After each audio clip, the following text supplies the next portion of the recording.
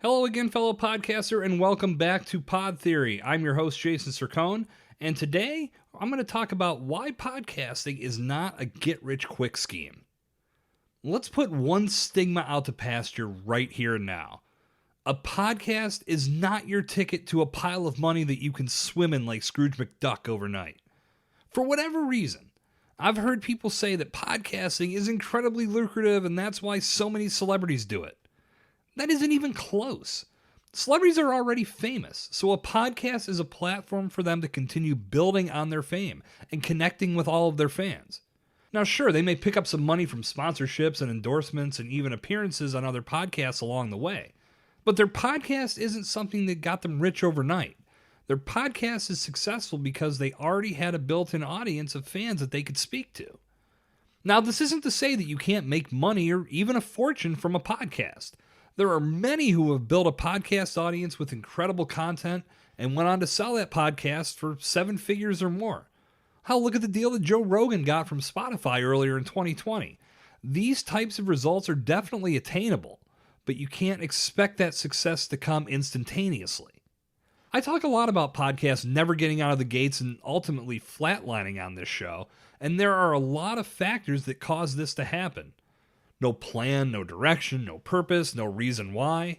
But a huge reason many podcasts don't make it off the ground is because results aren't immediate. From individuals doing podcasts as more of a hobby to brands rolling out podcasts as a content strategy, when listeners don't come flooding in, these people think that podcasting just isn't working. They say, well, there must be something wrong with this medium. I should have thousands of listeners by now. Or why haven't I gotten any sponsorship deals for my podcast? I put out 15 episodes already. This problem isn't just with podcasting. It's an overall issue that's paralyzing our society. In an on-demand world, people just aren't patient about anything anymore. I can go push 2 buttons on my TV remote and a movie that I want to watch instantly appears. I don't have to make any trips to the video store. Hell, I'm probably even dating myself saying video store. With 2 or 3 taps on my smartphone, a car arrives at my house within minutes to take me to my destination. We don't want to wait for anything anymore. Give it to me now. I demand results without working for them. It's complete bullshit. Deep down, everyone knows it, but we're constantly fed these success stories through social media of people making millions of dollars from their efforts. Some of them are legit, but some of them are just downright phony. But the ones that are legit, what you're not seeing is all the years of painful work, relentless effort, groundbreaking failures, and personal sacrifice that it took to reach that level of success. If you're thinking about starting a podcast because you think it's going to make you rich in a hurry, don't start a podcast. Why? Because your efforts will be just another podcast supporting the most podcasts don't last 3 months statistic.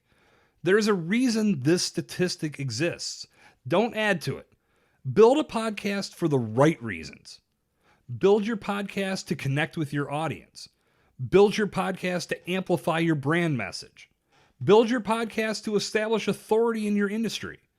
Build your podcast to entertain, to educate, to energize your listeners. Build your podcast as a content strategy. Build your podcast to take all of your efforts to the next level. Build your podcast to bring some good to this world. When you do this, everything else falls into place. Now I've got a piece of breaking news for you right here on Pod Theory today. Get-rich-quick schemes are not real. You can't expect to get anything in this world without dedicating yourself to the process it takes to get it. That includes building your podcast. Don't get hung up on how long it takes to break open because that's out of your control. What you can control is your commitment to your production, the quality and value of your content, your connection with your audience, your willingness to keep getting better at your craft.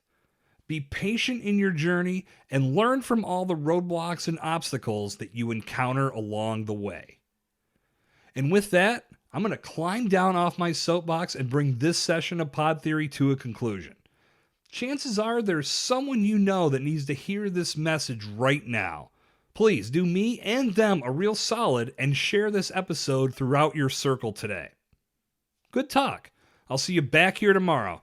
This has been Jason Cercone on Pod Theory.